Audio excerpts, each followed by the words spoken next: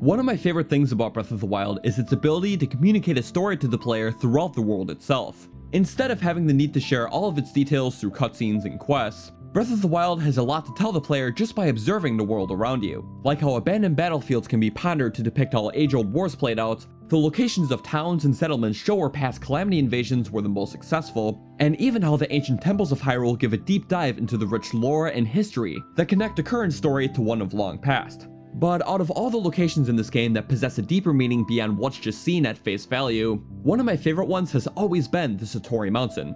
For those of you who don't know what makes this place so special, about once every in-game week, the top of this mountain glows a bright green color, at which if the player chooses to venture into it, will discover a serene-looking spring filled with tons of bluepies and a spiritual creature called the Lord of the Mountain, a reincarnated sage whom is said to be the protector of all animals that make their homes in the forest. The name of this creature and the mountain it's named after, Satori, was made to be a reference to the former Nintendo president, Satoru Iwata, an influential leader who was heavily involved in the production of Breath of the Wild, along with being the head developer of the Nintendo Switch at the time. However, after passing away in 2015 due to complications from a brain tumor, the development team wanted a way to honor him in the game he never got to see completed. So the Lord of the Mountain is meant to symbolize his everlasting impact on the world he has left behind, allowing his spirit to always exist in the heart of this game. And as it stands, this is already a beautiful reference in itself. But for the longest time, most fans thought that there wasn't more to it beyond maybe the Iwata lookalike NPC that can be found at a stable near the mountain itself. Until recently, when replaying the game for my 5th time now, I discovered a lot of unique environmental details and points of interest on this mountain that made this place really stand out from just about any other natural location in the world, such as these herbal sanctuaries littered with wide varieties of unique plants and shrubbery, the existence of durian trees, which are elsewhere natively exclusive to this game's jungle region, along with many other unique locations and structures as well.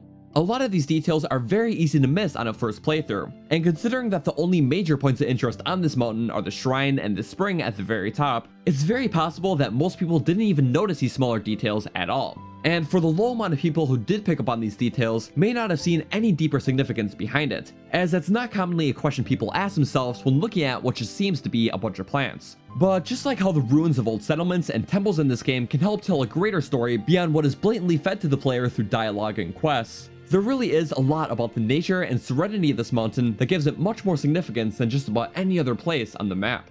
And just by using all the new details I have found out about this mountain through my own personal research, the vast lore about this location and its inhabitants is honestly mesmerizing, as it even helps full out the connection to the former Nintendo president even more than I would have ever initially thought. So with that said, let's get into the hidden significance of the Satori Mountain.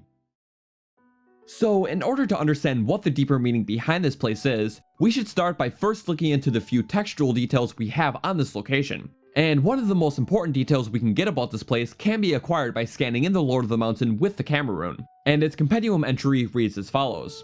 This noble creature watches over all animals that make their homes in the forest. Legends say this holy creature is a reincarnation of a sage that died on the lands it now protects. It has an acute awareness of its surroundings, so it seldom appears before people. It's sometimes known by its other name, Satori. The most important takeaway from this passage is how the creature was once a living person who used the mountain as their home, before becoming a spiritual protector of the land. And just by observing the various details and points of interest around the mountain, we can actually figure out a lot about the sage's past lifestyle and even their morals that led them to where they are today. Although the majority of the mountain is made up of simply nature, we can start by looking at the two areas on this mountain that contain man-made structures. One of them being this camping area near the base of the mountain that contains a tent and some various tools, and the other being what seems to be a cooking area near the eastern edge of the mountain, with a pot and a chest, and that's about it.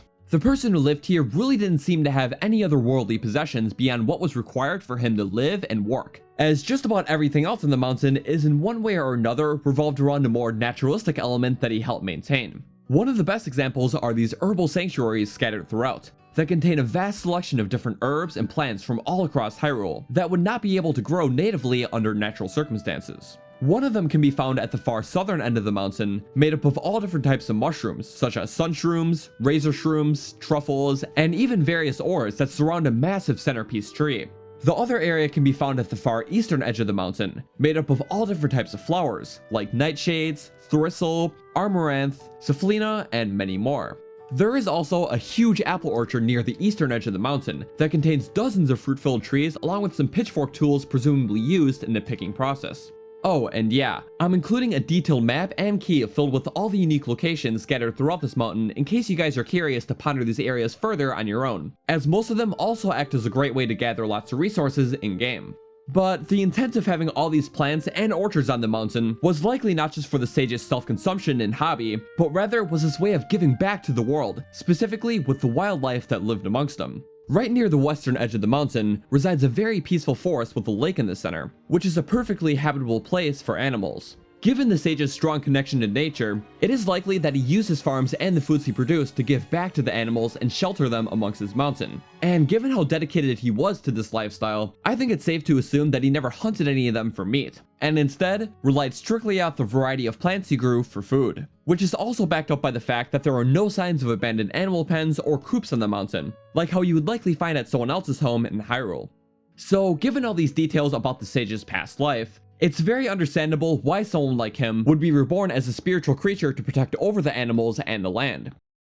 But in terms of the being, the Lord of the Mountain himself, not much is known about him except for the fact that Link has the ability to mount it and ride it around Hyrule if he's careful enough, but is not a very practical means of transportation, considering that it cannot be registered at stables and disappears as soon as you get off. I tried talking to NPCs around the area to see if I can get any more information on the creature besides what the compendium states, but the only character that seems to give any information on him is Spotric, the Satoru Iwata lookalike character. And even then, he really doesn't give any useful information beyond the location of the being's home. Until I managed to stumble across a hunter character named Quince, who resides at the Wetland Stable, which happens to be on the exact opposite side of the map.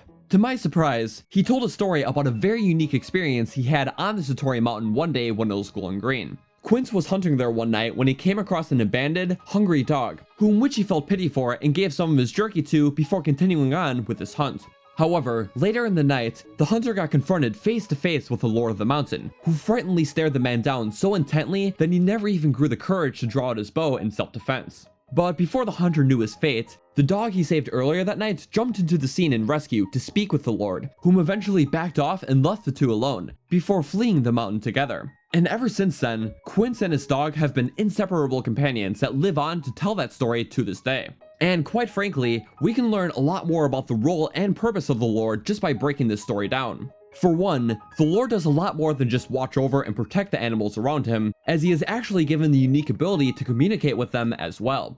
Although it was unclear what the Lord's intentions were with the hunter while staring him down, he saw nobleness in the hunter's past desire to help the dog to let him go, and trusted that he would be morally changed by the frightening experience. It was more important for the Lord to teach a hunter a moral lesson rather than a punishment, which really shows a lot to what kind of person the Lord was before turning spiritual. But by far the most interesting detail about the story is possibly the most overlooked one there is. When the hunter was first explaining it, he talked about how he went to the Satori Mountain to hunt to take advantage of the mass animal migration that took place on the nights where it glowed green, which definitely raised an eyebrow for me.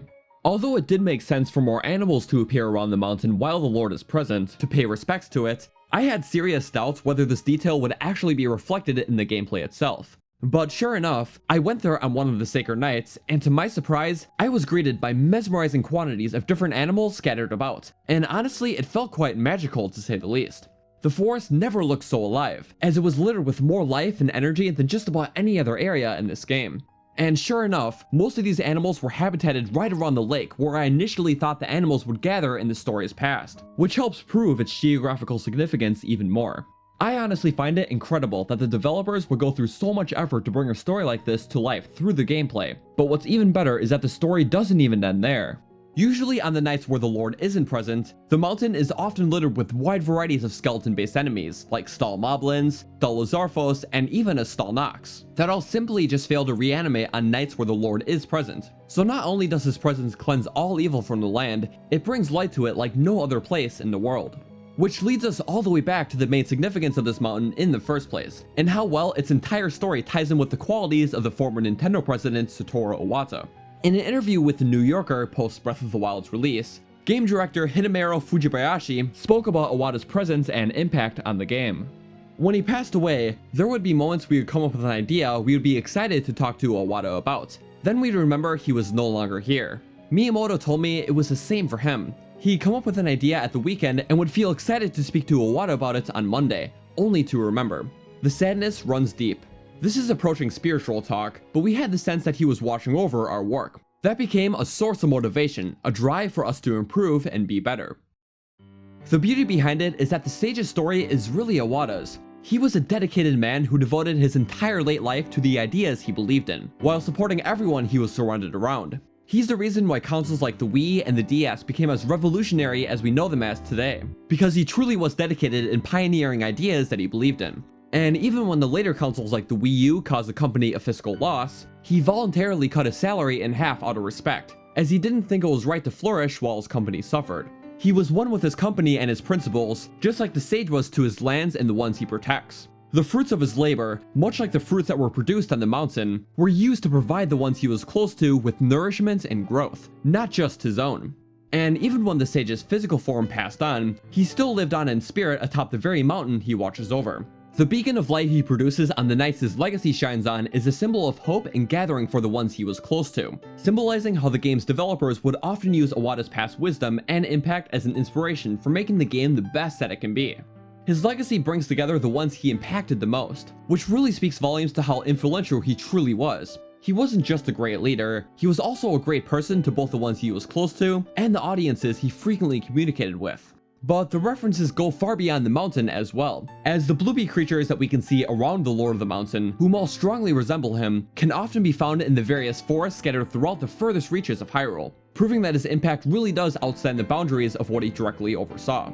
Because of this, it truly is unquestionable why a reference of this much extravagance and honor was put into the game in the first place. Out of all the secret character cameos I could find in games both inside and out the Zelda series, this has truly got to be one of the most artistic ones I have ever got to experience. It wasn't told through blatant character backstory or quest, but rather a player's desire to dig deeper into the world itself to understand its meaning, which truly made this reference all the more mesmerizing when understood to its fullest. So next time you explore Hyrule and discover upon the glowing green lights atop the mountain, think not just about the man behind the story, but the legacy that inspired the developers to make the masterpiece that we know this game as today. Anyways, thank you all so much for watching this special on Breath of the Wild. We recently just hit the 6,000 subscriber milestone on YouTube, so I just wanted to give a huge thank you to everyone who has supported my content throughout the years. All of your support truly means the world to me, as I wouldn't be here without you guys. If you're new to the channel and would like to see more content like this, be sure to subscribe and turn on that bell so you won't miss any future videos to come. Also, a huge shout out to my amazing Patrons and YouTube members who help support the channel. If you would like to help me out here for as little as $1 a month, all the details can be found in the description below. Anyways, thank you all again so much for watching, and I will see you guys in the next one.